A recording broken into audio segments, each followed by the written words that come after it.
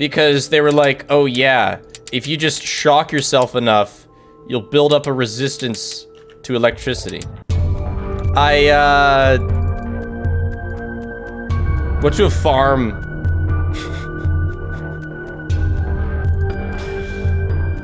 And they had an electric fence for their, like, cattle. And I had this idea that I could develop a resistance. So I just, like, grabbed it, got shocked, grabbed it, I just, like, spent the afternoon. It was, yeah, I spent the afternoon trying to shock myself as much as possible to build up a resistance. There's a video of me doing it, actually. I learned that your footwear is very important when it comes to something like that. Like, I could wear, my buddy had, like, a lot of rubber on the bottom of his shoes. And you could grab the fence without feeling like anything. But if you went barefoot, it hit hard. Okay, so I'm the one in the blue hoodie. It's me and a buddy. It's actually Julian's older brother, but yeah. One winter, there was this concrete platform that was only like 10 feet out that was only like 10 feet out in the water. And I was down by the river with some friends. And when I decided that I was gonna swim to the concrete platform just for like shits and gigs. But I didn't want to get my pants wet, so I took off my pants. I don't think I took off my shirt though. So I was just in my undies and I waded through this almost frozen river, probably like 2 degrees. I don't know. It wasn't, yeah. And I have never frozen so badly in my life. Like, my feet got so fucked up. If you've ever had like frozen fingers or something before, when you warm it up, it's like there's like a burn that happens. I was like in agony when my feet were heating back up, because like they froze in the river and I had to walk all the way back to my friend's house in my damp clothes. My pants still got wet because I had to put them back on after I came out of the water to walk back to my friend's house. How do you still have feet? True.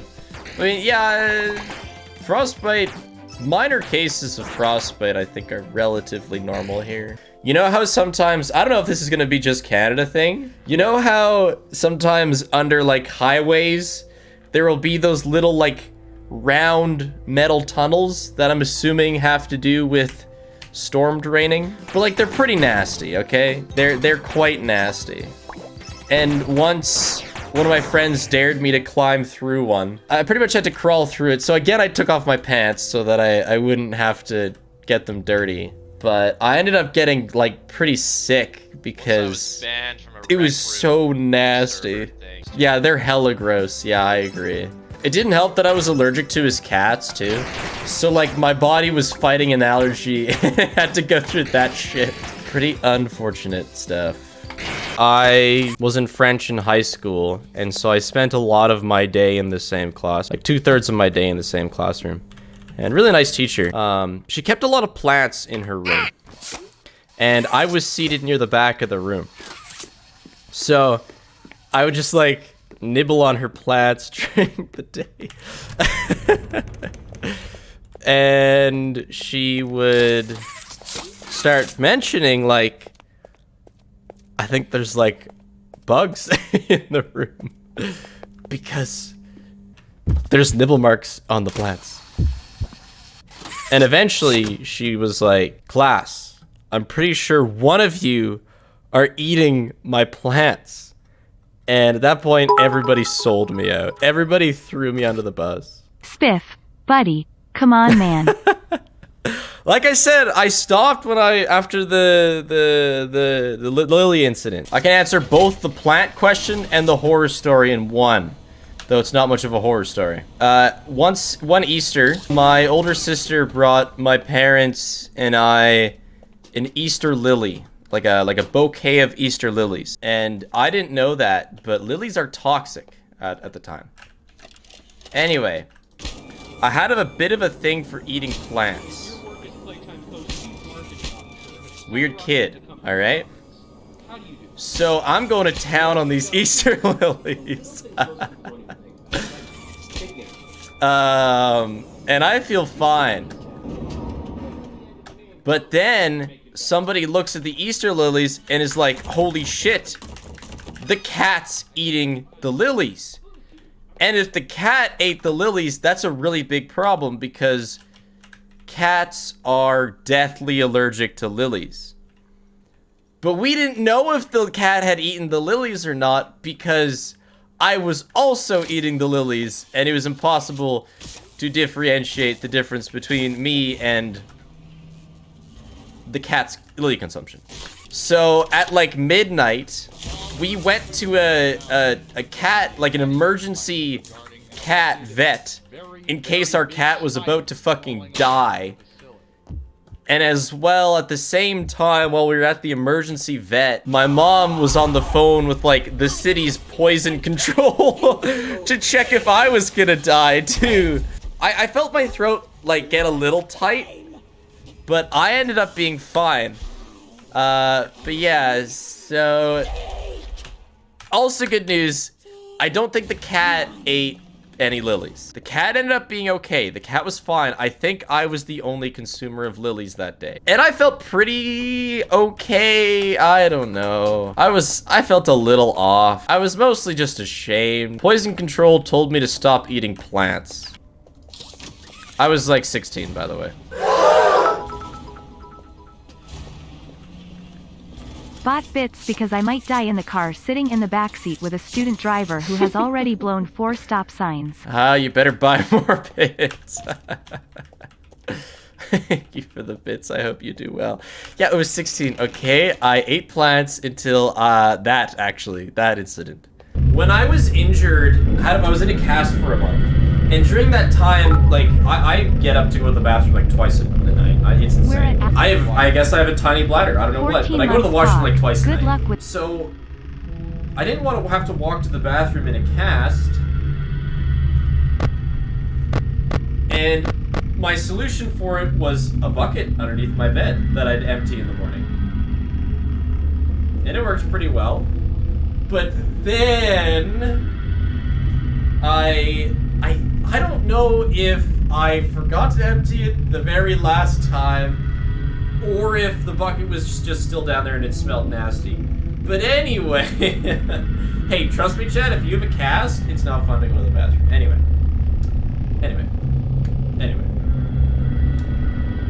Julian slept over. Julian and his brother, Anthony.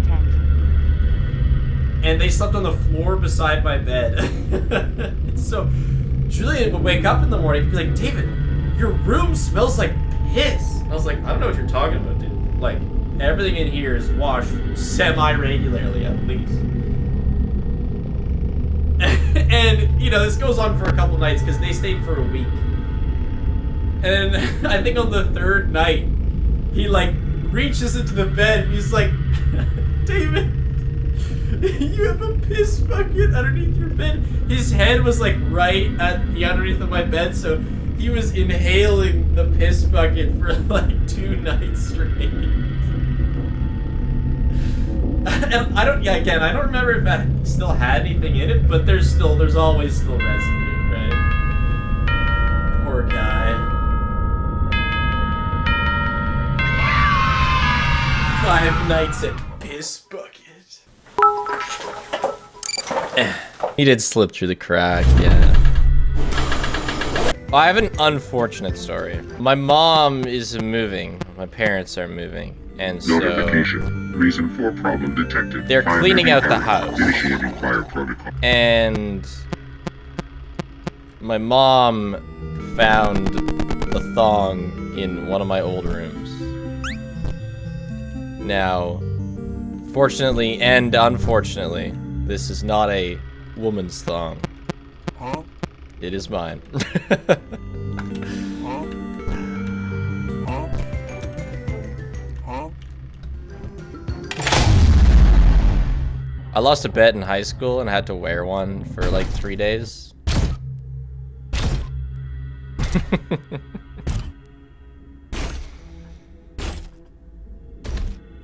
I told her to throw them out, Chad. There were more than one, because I wanted to change them throughout the days. Why I didn't ever get rid of them is beyond me. Yeah, well, I didn't keep it. I mean, I just forgot it existed. I think I like hid it in the closet. No, they weren't comfortable. Having, you know, not comfortable. Plus, I've always been really bad with wearing belts. So people at school noticed my thong line. It's kind of embarrassing. Do you have a whale tail? Yeah, I guess Less so. than 3. The front wasn't as bad as the back, I will say. For anyone who's curious. Have I ever eaten bugs? Yeah, there was that one time where somebody told me if you fed ants strawberries, their butts would taste like strawberries. So one recess, we fed them strawberries, and the next recess, we ate ants. Can't say they tasted like strawberries, though. Probably my most embarrassing moment was when I was at a sleepover once, and I went to go pee, and I just didn't drop my pants. And I just peed myself standing at the toilet.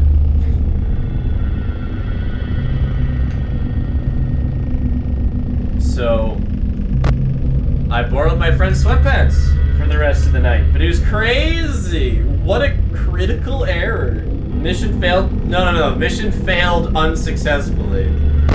Worst thing you could possibly do. My friend was going through some pretty serious sicknesses. So he had a lot of numbing cream. I put some on my tongue. The robots come to life. So, little lesson for you guys. Numbing cream works insanely fast in your mouth. And so I put some on my tongue, and my tongue like immediately went numb. And so I was able to mousetrap my tongue.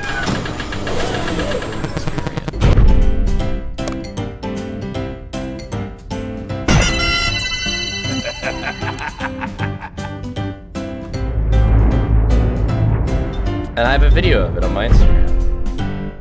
You masochist? No. Spent the afternoon trying to shock myself as much as possible. Just like, you know, let me take you through my train of thought. Numbing cream. Oh, cool. I'm gonna put it on my tongue, because that'll be fun, right? And then you put it on your tongue, and you're like, wow, I really can't feel shit. This is crazy. So how do you test the limits of if you really can't feel shit?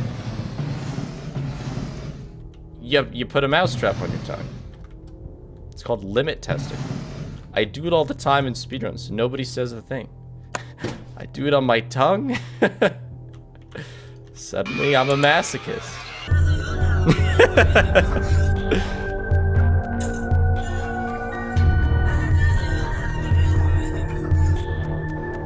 Yeah.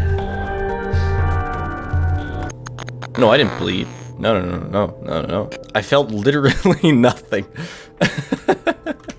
Yeah. I don't think it was. There's probably stronger mousetraps out there. Huh? What's in the fucking spicy middle room? Do you have someone bringing you food? I do. Also, do you like nuts and salad? No, I hate nuts. You heard my almonds hard drive story? Once I was on a trip with my family, and my mom was determined to get me to eat almonds. So she gave me the rest of a bag and told me I had to finish them. So I opened the back window, just a crack, and I would take one almond at a time, and I'd throw them out the back window and watch them bounce on the road. And like, I'd try to get them to bounce and hit cars behind us. But yeah, then my mom was like, wow, David, Damn, that's crazy. you finished the whole bag. I'm so proud of you. I would take a can of bug spray. I pissed in the sink once? Oh my gosh, Chad. I took a can of bug spray, and like I would walk up to one of my friends, like with the bug spray at waist level, and I just kind of go face to face with the spray their crotch. Spray their crotch. Is nothing more than a festive holiday-themed add-on. So that it looked like they peed themselves. So, have fun. Oh yeah, there was a story. So, I had this one friend. We did a lot of weird activities. And a storm had gone through. So there were a number of baby trees that had fallen. They were small enough that we could carry them. And they were just kind of like small spears. Big spears. Because they were also trees. And so we were like, oh my god, this is opportunity of a lifetime. We can joust with these trees. And so we got on our bikes, and we each had a tree. We went straight at each other in an attempt to joust IRL. Initiating fire protocol. Dream come true. The jousting was incredibly unsuccessful. It turns out carrying small trees while on a bike is a little bit too much for small boys. And I fell off my bike and landed on the tree, and it hurt so bad. So I can kind of say I've jousted, but it's like if I fell off my horse and impaled myself on my own spear. But it wasn't the tip, right? It was the branches that hurt me. I was just like, oh man, this has made me realize that maybe we shouldn't do this. Blah. Motion trigger. Circus gallery vent. Make sure you practice the games if Did you you really ever want to make mud finish pies it. as a kid? Or make Circus soup out of Baby mud had in a the garden busy when day you were a today. child? Let's check the lighting. You know, order. I didn't have access to a ton of mud. Not really. Oh, circus. We had these gravel rocks in my parents' driveway, and I tried to see Let's how many I try could another fit in my controlled mouth. shock. That's about it. Oh my gosh, speaking of camp pee stories. Okay, once I was at a summer camp with a couple friends. We were crammed into this tent. There was like 12 dudes in this tent because it was a school trip. And I was like at the back of the tent. And the way the tent worked is it was like set up for campgrounds. So it was like a concrete slab with a tent over it. And I was right at the edge of the concrete slab. And so I could like kind of poke my foot out and get out of the tent with my foot and like off of the concrete slab. So anyway, I had to pee. And I didn't want to walk over like 12 dudes. I didn't know where the bathroom was either. So I didn't want to wake them up because like a lot of them I didn't even know very well. And so what I did is I just kind of like opened up the tent a little bit and like shimmied over to the edge of the concrete slab. And I was able to pee just off the concrete slab onto the grass. And then just like shimmy back over and put the tent down. Oh, it was the perfect crime.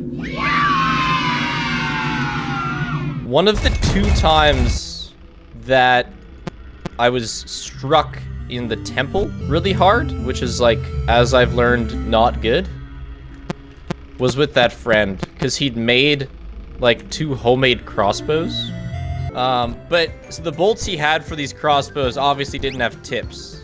They were like just wood sticks with some feathers at the back.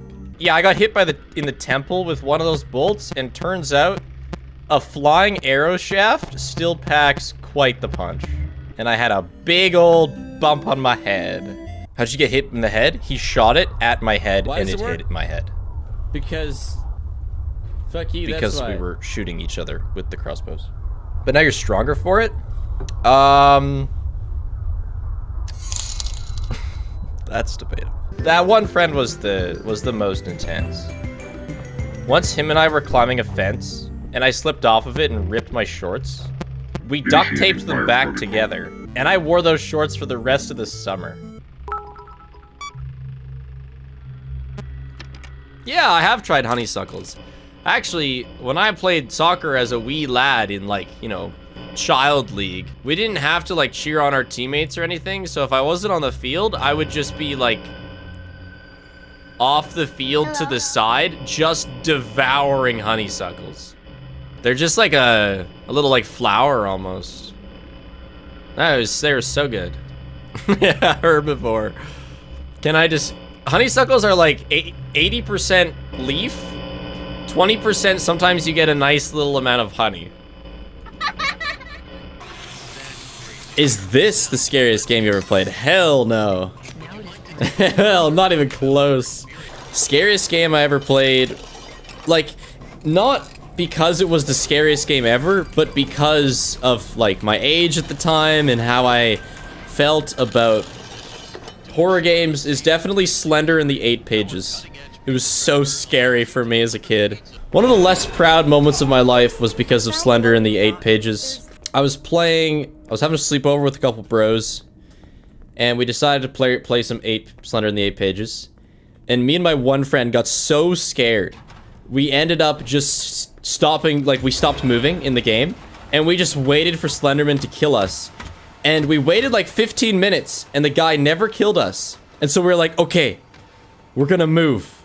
We're gonna do stuff. And the moment we pressed the W key, Slenderman instantly killed us, and we were so freaked out. So we were like, he's watching us. He knows when we planned on moving. And so we refused to leave the room. And when we had to pee, we cut open the top of a 2-liter pop bottle, and we just peed in that instead. And then in the morning, we forgot to pour it out. And my friend's mom ended up finding it a few days later. And she was pretty pissed with us. That's it. So Slenderman is the scariest game for me. Yeah, she was pretty pissed, yeah. It's a pretty scary game. It's pretty scary. How old was I? Older than you probably think. Probably like 14. Not 21.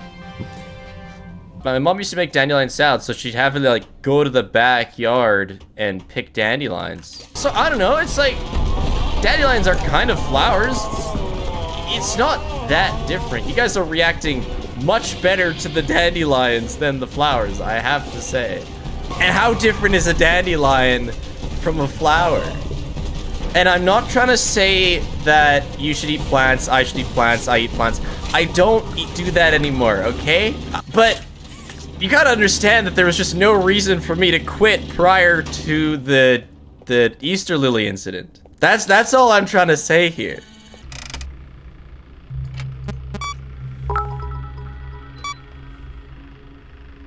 You ain't real ones if you ain't spissed in a jug to hide from Slenderman. You know, maybe you know too much about me.